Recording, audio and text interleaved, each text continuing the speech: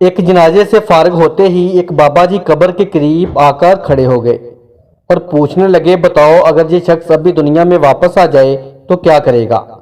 बाबा जी के इस सवाल पर एक दफ़ा तो सबको झटका लगा कि क्या बात बाबा जी कहने वाले हैं। बाबा जी मुस्कुराए और बोले, सवाल का जवाब कोई देना चाहेगा।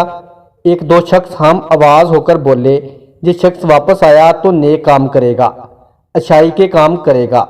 इतने में पीछे से आवाज़ें गूंजने लग गईं।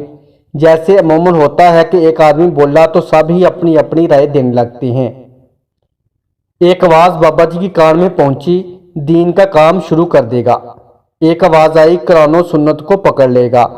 अभी ये सिलसिला चल रहा था कि बाबा जी कहने लगे, सारी बातों का खुलासा एक ही है कि ये अल्लाह की नाफरमानी से दूर होकर अल्लाह और उसके रसूल का फरमाबरदार बन जाएगा। लेकिन भाइयों, बात यह है कि ये कभी नहीं आएगा। हाँ, मगर तुम लोग जाओगे, ये कभी नहीं कर सकेगा। लेकिन तुम लोग बाहर हो, इसलिए तुम लोग वो करो जो ये करना चाहता है। ये फासला तो सिर्फ 2-4 फीट का है, वो नीचे है, तुम ऊपर हो, लेकिन दर हकीकत ये बहुत बड़ा फासला है। ये कहकर बाबा जी ने सलाम किया और चलते बने। लेकिन पीछे खड़े हर शख्स पर एक ऐसी कैफियत तारी हुई कि हर शख्स की जुबान पर इस्तगफार जारी था और आंख नम थी। काश हमें भी किसी जनाजे से इबरत हासिल हो और हम फिक्र आखिरत में गुनाहों से तौबा करके नेक अमाल करने लगें। हमारे चैनल को सब्सक्राइब, वीडियो को लाइक और शेयर करें। शुक्रिया।